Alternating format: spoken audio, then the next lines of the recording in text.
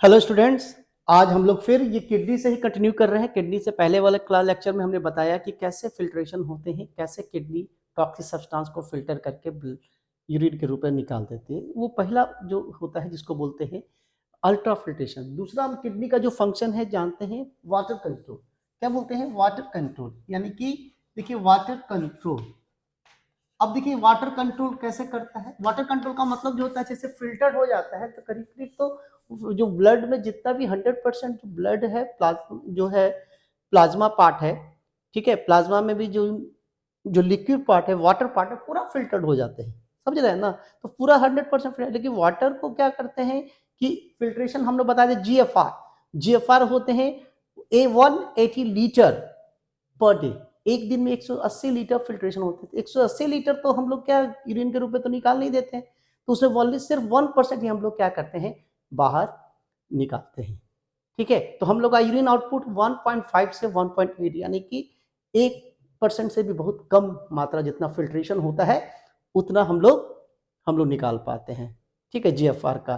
तो अब हमारा कहने का तो फिर तो यानी कि ब्लड को क्या करते हैं कि जो जो फिल्टर्ड है, ये फिल्ट्रेट है, फिर हम लोग उसको ब्लड में भेज देते हैं। उसमें से वाटर कंट्रोल का मेन महत्व होता है। तो देखिए वाटर कंट्रोल कब होते हैं, कंट्रोल कैसे करता है। देखिए मेनली जैसे मान लीजिए किडनी है, मान लीजिए ये किडनी है, ये आदमी है, इस तरह का हमने बनाया है।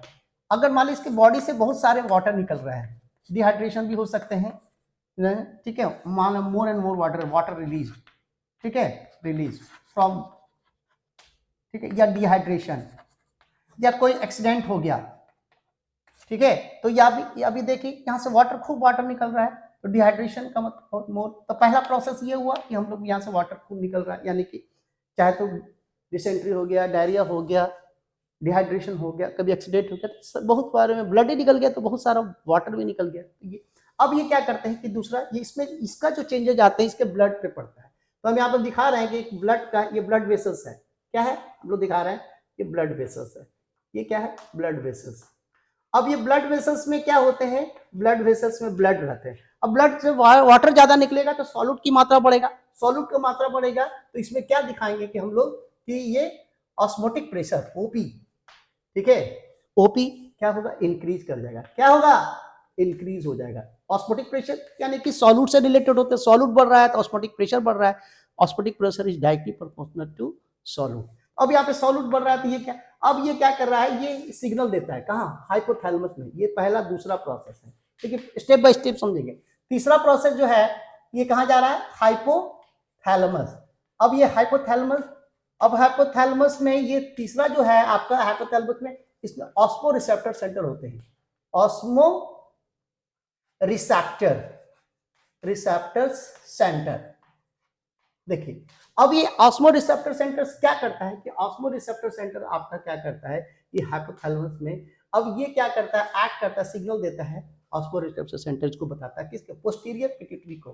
पोस्टीरियर पिट्यूटरी, पिट्यूटरी ग्लैंड का एक भाग होता है पोस्टीरियर पिट्यूटरी। अब ये पोस्टीरियर पिट्यूटरी से क्या करता है? रिलीज, क्या कराता है? रिलीज एडीएच, ठीक है, ये चौथा प्रोसेस में हम लोग डालते हैं एडीएच। अब ये एडीएच जब सिक्रीट करता है तो एडीएच क्या होता है? इसी को वेसोप्रेसिन भी बोलते हैं, वेसोप्रेसिन, ठीक है, या पिट्रिशिन भी बोलते हैं, तीन तरह के इसके नाम से बोलते हैं। तो अब ये क्या करता है? ये ब्लड के थ्रू ये चलता है। कहाँ चलता है? ब्लड के थ्रू। ये कहाँ पहुंचता है आपका? ये पहुंचता है आपका ये यहाँ पे इस तरह से, ये जो आप जो देख रहे हैं ये इस तरह से ये एरियाज होते हैं, ठीक है, ये आपके है, इसको बोलते हैं डीसीटी। क्या है? डीसीटी। और ये कलेक्टिंग डॉट, तो यहां से क्या होते हैं, यहाँ पे एक ऐसे प्रोटीन का निर्माण करते हैं जो पोरोसिटी बहुत ज्यादा डेवलप करते हैं। पोरोसिटी ज्यादा डेवलप करने से क्या होते हैं, यहाँ पर ज्यादा से मात्रा में क्या हो रहा है? वाटर निकल रहा है। क्या निकल रहा है? वाटर को निकल रहा है। तो ये makes porosity of the DCT and collecting डेट। इसके कारण से हम लोग पूरा पानी को, वाटर को निकाल रहे हैं, ये पूरी पानी को निकाल रहे हैं। तो यहाँ पे क्या है, क्यों निकाल रहे हैं? क्योंकि वाटर को यूज भी कर लेना है बॉडी में, और साथ साथ यूरिन कैसा प्रोड्यूस कराना है हमको? कॉन्सेंट्रेशन। अब ये H2 वाटर निकलता है, वाटर जब आपका ये वाटर, अब ये वाटर जो है आपका, ये मान लीजिए ये चौथा, ये पांचवा प्रोसेस है, वाटर निकल रहा है। अब ये डीसीटी, ये कलेक्टिंग रीनल ट्यूब्यूल है, क्या है, रीनल ट्यूब्यूल की बात करते हैं। तो ट्यूब्यूल में ये, अब ये रीनल, ये वाटर क्या करता है, ये वाटर फिर क्या करता है, हम लोग ये वाटर को फिर कहाँ भेज देते हैं, ये वाटर को यहाँ भेज देते हैं। और वाटर जैसे इंटर आता है, तो यानी कि वाटर इसके अंदर आया ब्लड वेसल्स में, तो क्या हो रहा है, ये सातवां प्रोसेस जो हो रहा है, इसका ओपी क्या हो रहा है, ओपी क्या हो रहा है, ये क्या हो रहा है, डिक्रीज कर जा रहा है। डिक्रीज, वाटर आ रहा है ना, तो डिक्रीज कर रहा है। अब डिक्रीज कर रहा है तो क्या कर रहा है, फिर वाटर को मेंटेन कर रहा है ओपी। ठीक है, तो ये मान लीजिए ये सिक्स प्रोसेस है।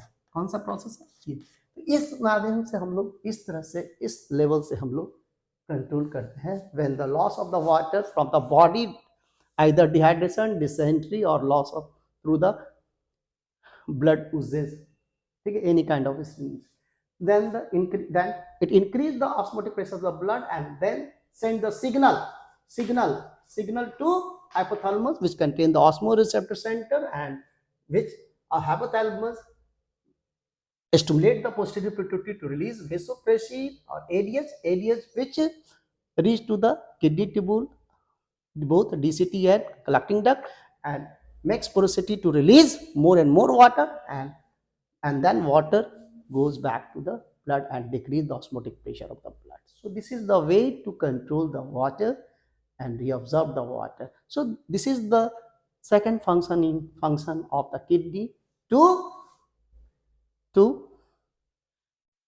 Control the water. तो दिस इज द एक मैकेनिज्म होता है, वाटर कंट्रोल भी आपकी किडनी करते हैं। तो ये इस तरह से, ठीक है, इसको यहीं पे रखते हैं। Okay, thank you.